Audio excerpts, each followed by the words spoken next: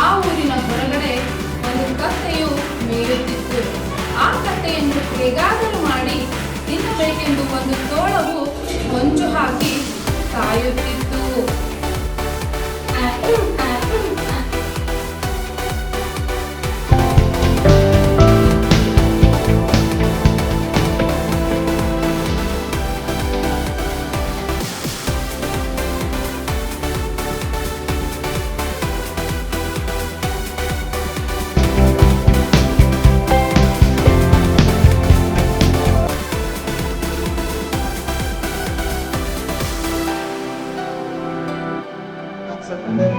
Sir ಲೆಕ್ಕಬಿಟ್ಟು ಆಮೇಲೆ ಯಾವ ರೀತಿ ನಲಿಕಲಿ ಮಾಡ್ಬೇಕಂತ ಗೊತ್ತಿದೆ.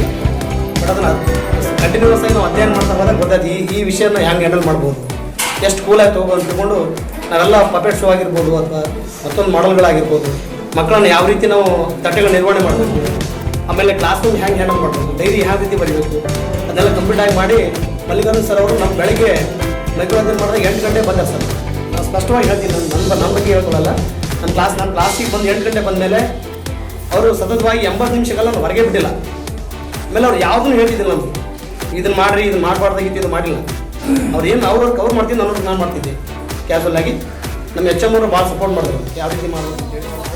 ಸರ್ ಕನ್ನಡ ಗಣಿತ ಪರಿಸರ ರೀ, ಅವ್ರು ನೀವು 3 ಒಬ್ಬರು ಏನು ಬೇಕಾದಂತ ತೊಗೊಳ್ರಿ ಅಂತಂದ್ರು. ನಾನು ತೊಗೋತೀನಿ ಅಂತ ನಾವು ನನಗೆ ಮಾಡಿದ್ದೀವಿ ಸರ್. ಅದು ಯಾವ್ಯಾವ ಥರ ತಟ್ಟೆಗಳನ್ನೆಲ್ಲ ಹಾಕಿ ಯಾವ ಇದು ಮಾಡೋದು ಪ್ರಗತಿ ಮಾಡಿಟಿಕ್